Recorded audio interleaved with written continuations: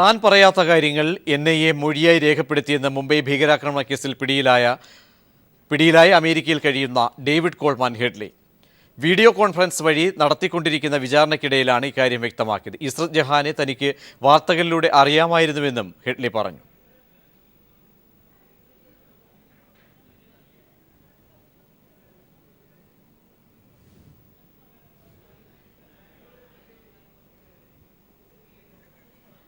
സ്ഥാനാർത്ഥി നിർണയം കീറാമുട്ടിയായിരിക്കെ ഉമ്മൻചാണ്ടി, സുധീരൻ, ചെന്നിത്തല കൂടിക്കാഴ്ച തിരുവനന്തപുരത്ത് നടക്കുന്നു. കോൺഗ്രസ് സ്ഥാനാർത്ഥി പട്ടിക ചർച്ചാ വിഷയമാകും. വിശദാംശങ്ങൾ ഷീജ നൽകും. ഷീജ, യോഗം ഇപ്പോഴും തുടരുകയാണോ? ഉഭയകക്ഷി ചർച്ചകൾ UDF-ഉമായി തുടരുന്ന ഒരു സാഹചര്യമുണ്ട്. മാത്രമല്ല കോൺഗ്രസിലെ പട്ടികകളടക്കം ചുരുക്കേണ്ട ഒരു സാഹചര്യവും. എന്തൊക്കെയായിരിക്കും ഒരു പക്ഷേ ഇന്ന് ചർച്ച നടത്തിയ ഒരു തീരുമാനത്തിലേക്ക് വരിക?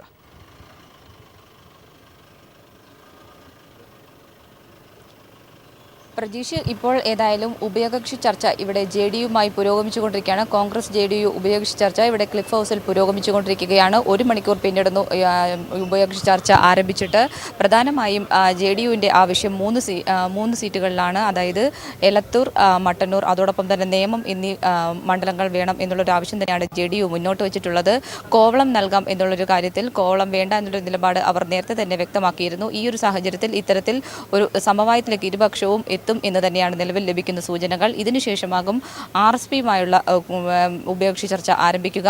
ഏതായാലും ഇന്നുകൊണ്ട് തന്നെ RSPയുമായും അതോടൊപ്പം തന്നെ JDU-യുമായുള്ള ഉഭയകക്ഷി ചർച്ച പൂർത്തിയാക്കാൻ തന്നെയാണ് കോൺഗ്രസിൻ്റെ തീരുമാനം. അതിനുശേഷം ലീഗുമായി ചെറിയ തോതിലുള്ള ചർച്ചകൾ മാത്രമാണ് ഇന്ന് നടക്കാൻ ബാക്കിയുള്ളത്. അത് ടെലിഫോൺ വഴി അവർ ആശയവിനിമയം നടത്തും എന്നാണ് നമുക്ക് മനസ്സിലാക്കാൻ സാധിക്കുന്നത്. ഏതായാലും നേരത്തെ കോൺഗ്രസ് തീരുമാനിച്ചിരുന്നത് ഇന്നുകൊണ്ട് എല്ലാ ഉഭയകക്ഷി ചർച്ചകളും പൂർത്തിയാക്കാനായിരുന്നു. എന്നാൽ കേരള കോൺഗ്രസ് മാണി വിഭാഗവും അതോടൊപ്പം തന്നെ ജേക്കബ് വിഭാഗവും അവരുടെ അസൗകര്യം ഇന്ന് അറിയിക്കുകയായിരുന്നു. ഇതേ തുടർന്ന് ഇവരുമായുള്ള ഉഭയകക്ഷി ചർച്ച തിങ്കളാഴ്ച മാത്രമാകും നടക്കുക. തിങ്കളാഴ്ചയോടുകൂടി തന്നെ എല്ലാ ഉഭയകക്ഷി ചർച്ചയും പൂർത്തിയാക്കി ദില്ലിക്ക് പോകാനാണ് നിലവിൽ കോൺഗ്രസ് നേതാക്കളുടെ തീരുമാനം. ഇതിനു മുന്നോടിയെ കോൺഗ്രസ് സ്ഥാനാർത്ഥി പട്ടികയുമായി ബന്ധപ്പെട്ട് രാവിലെ KPCC ആസ്ഥാനത്ത് മുഖ്യമന്ത്രി ഉമ്മൻചാണ്ടിയും അതോടൊപ്പം തന്നെ VM സുധീരനും ആഭ്യന്തരമന്ത്രി രമേശ് ചെന്നിത്തലയും കൂടിക്കാഴ്ച നടത്തിയിരുന്നു. സ്ഥാനാർത്ഥി പട്ടിക ചുരുക്കുക എന്നുള്ളത് തന്നെയായിരുന്നു ഈ കൂടിക്കാഴ്ചയിൽ പ്രധാന അജണ്ടയായിട്ടുണ്ടായിരുന്നത്. എന്നാൽ നിലവിൽ സ്ഥാനാർത്ഥി പട്ടികയിൽ പുതിയ മാറ്റങ്ങളൊന്നും വരുത്തിയിട്ടില്ല എന്നാണ്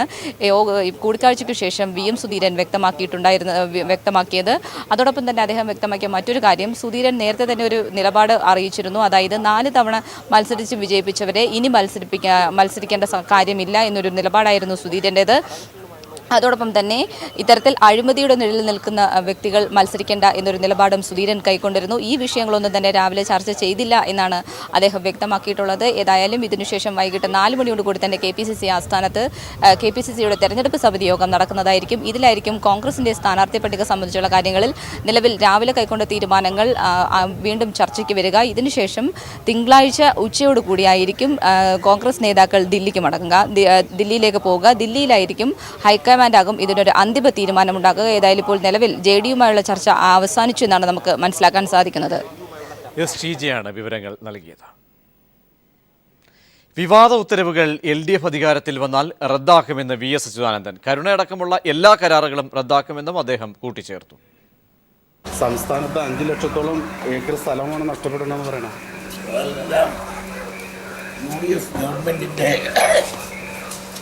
ഉമ്മൻചാണ്ടിയുടെ എല്ലാം പരിഷ്കാരങ്ങളാണ് ഇടതുപക്ഷ ജനാധിപത്യ മുന്നണി അധികാരത്തിൽ വന്നാൽ അതെല്ലാം പൊളിച്ചു നീക്കും.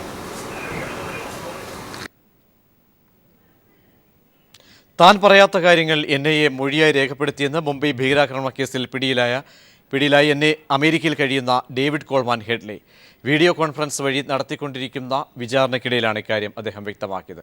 ഇസ്രത് ജഹാനെ തനിക്ക് വാർത്തകളിലൂടെ അറിയാമായിരുന്നുവെന്നും ഹെഡ്ലി പറഞ്ഞു.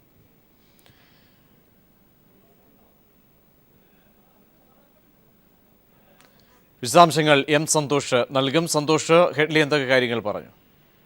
പ്രജീഷ്, അമേരിക്കയിലെ ചോദ്യം ചെയ്യലിന് ശേഷം ദേശീയ അന്വേഷണ ഏജൻസി രേഖപ്പെടുത്തിയ മൊഴിയിൽ പൊരുത്തക്കേടുകളുണ്ട് എന്നാണ് ഇപ്പോൾ ഡേവിഡ് കോൾമാൻ ഹെഡ്ലി വ്യക്തമാക്കിയിരിക്കുന്നത്. മൊഴി എഴുതി തയ്യാറാക്കിയതിനു ശേഷം വായിച്ചു കേൾപ്പിച്ചില്ലെന്നും ഹെഡ്ലി 4-ാം ദിവസത്തെ എതിർവിസ്താരത്തിനിടെ മുംബൈ പ്രത്യേക കോടതിയോട് വ്യക്തമാക്കി. ലഷ്കർ തലവൻ സാക്കിയുൾ റഹ്മാൻ വ്യക്തിയാണ് ഭീകരാക്രമണം നടപ്പിലാക്കുന്ന മുസാമിൽ ഭട്ടിനെ തനിക്ക് പരിചയപ്പെടുത്തിയത്. എന്നാൽ തന്നെ ലഷ്കർ ത്വയ്ബയുടെ കമാൻഡർ എന്ന രീതിയിലാണ് പരിചയപ്പെടുത്തിയതെന്ന NIA റിപ്പോർട്ട് തെറ്റാണെന്നും ഹെഡ്ലി പറയുകയുണ്ടായി. മുസാമിൽ തയ്യാറാക്കിയ ഭീകര പദ്ധതികളെല്ലാം പരാജയമായിരുന്നെന്ന് താൻ പറഞ്ഞിട്ടില്ല. അശ്വധാം ക്ഷേത്രത്തിലെ ഭീകരാക്രമണവും ഇസ്രത് ജഹാൻ കേസും കൈകാര്യം ചെയ്തിരുന്നത് മുസാമിൽ ഭട്ടായിരുന്നെന്ന് ലഖ്വി പറഞ്ഞതായും ഹെഡ്ലി വ്യക്തമാക്കുകയുണ്ടായി. ഇതിൽ പ്രധാനമായ കാര്യം ഹെഡ്ലിയുടെ നേരത്തെ നൽകിയ മൊഴിയിലെല്ലാം തന്നെയും ഇസ്രത് ജഹാന് തീവ്രവാദവുമായി ബന്ധമുണ്ട് എന്നതുൾപ്പെടെയുള്ള മൊഴികളെല്ലാം തെറ്റായിരുന്നു. തെറ്റായിട്ടാണോ NIA രേഖപ്പെടുത്തിയത് എന്നതുൾപ്പെടെയുള്ള സംശയങ്ങളാണ് ഇന്നത്തെ ഹെഡ്ലിയുടെ ഈ മൊഴിയോടുകൂടി ഇപ്പോൾ പുറത്തു വരുന്നത്. പ്രജീഷ്, സന്തോഷാണ് വിശദാംശങ്ങൾ നൽകിയത്.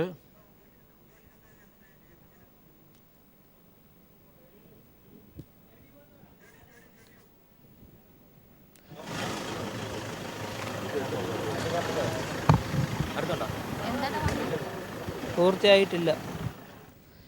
ഉഭയകക്ഷി ചർച്ചയ്ക്ക് ശേഷം JDU അംഗങ്ങൾ പുറത്തേക്ക് പോവുകയായിരുന്നു.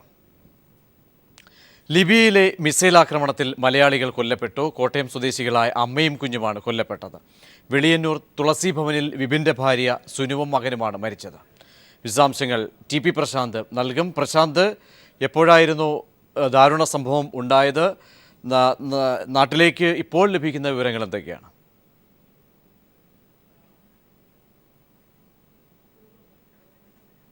പ്രശാന്ത്,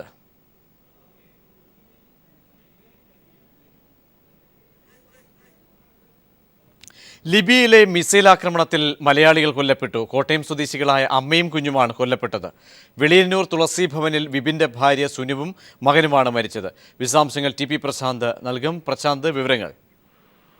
പ്രജീഷ്, വെള്ളിയാഴ്ച ഇന്ത്യൻ സമയം വൈകുന്നേരം 7:30 ലിബിയയിലെ സബ്ഹാത്തയിലാണ് ആക്രമണമുണ്ടായത്.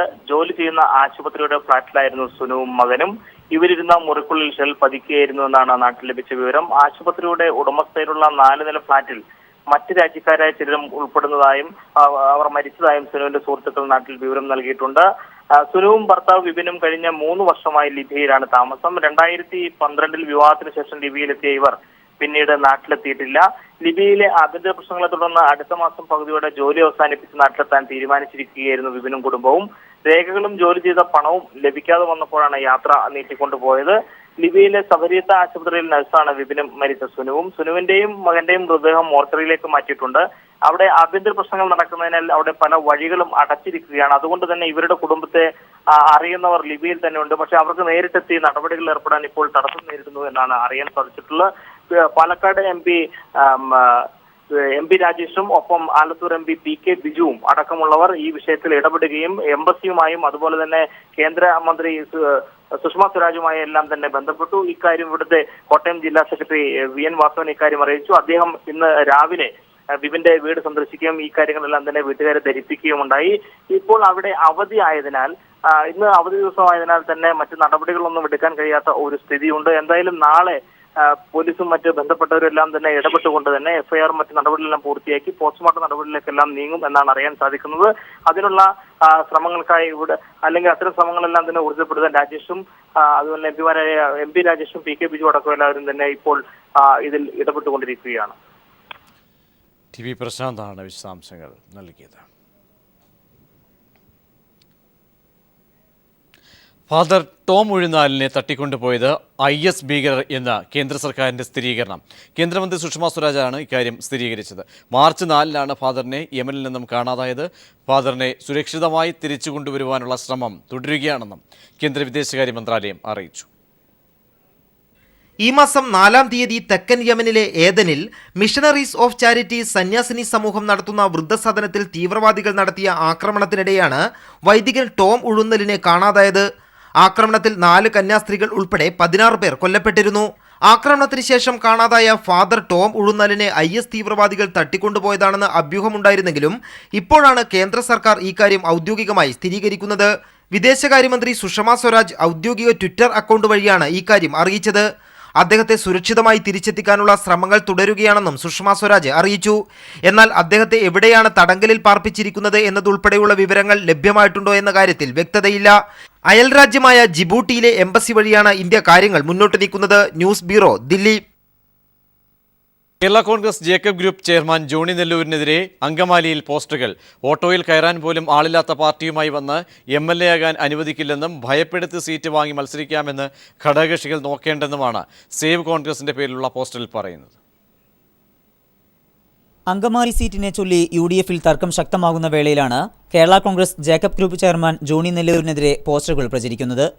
ഓട്ടോയിൽ കയറാൻ പോലും ആളില്ലാത്ത പാർട്ടിയുമായി വന്ന് അങ്കമാലിയിൽ നിന്ന് തിരുവനന്തപുരത്തേക്ക് വണ്ടി കയറാമെന്ന് വിചാരിച്ചാൽ ഞങ്ങൾ അതിന് അനുവദിക്കില്ല എന്നാണ് സേവ് കോൺഗ്രസിന്റെ പേരിൽ പ്രത്യക്ഷപ്പെട്ട പോസ്റ്ററിൽ പറയുന്നത്.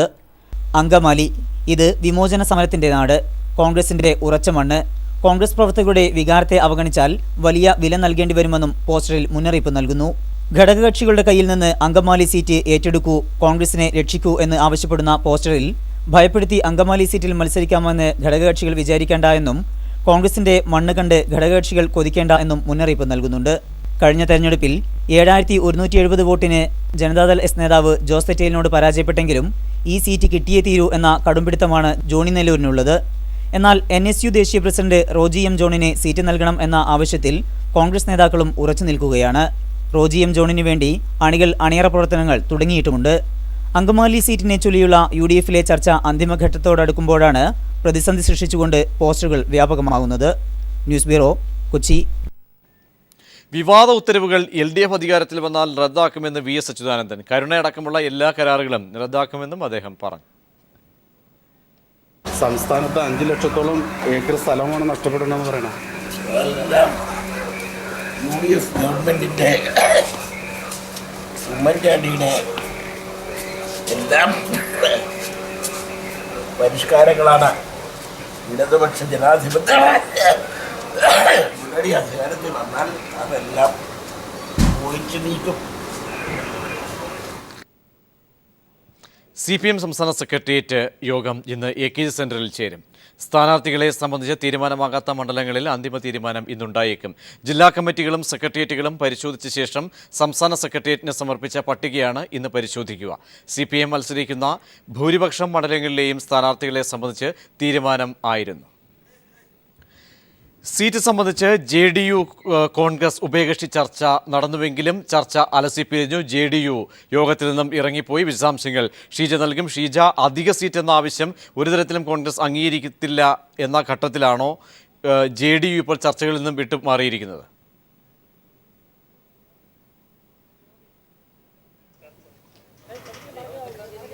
പ്രജീഷ്, ഇപ്പോൾ JDU പ്രധാനമായും എലത്തൂർ, മട്ടന്നൂർ, നേമം എന്നീ മണ്ഡലങ്ങളായിരുന്നു നേരത്തെ വെച്ചുമാറണം എന്നൊരാവശ്യം മുന്നോട്ട് വെച്ചിരുന്നത്. എന്നാൽ ഇതിൽ ഏതെങ്കിലും ഒരു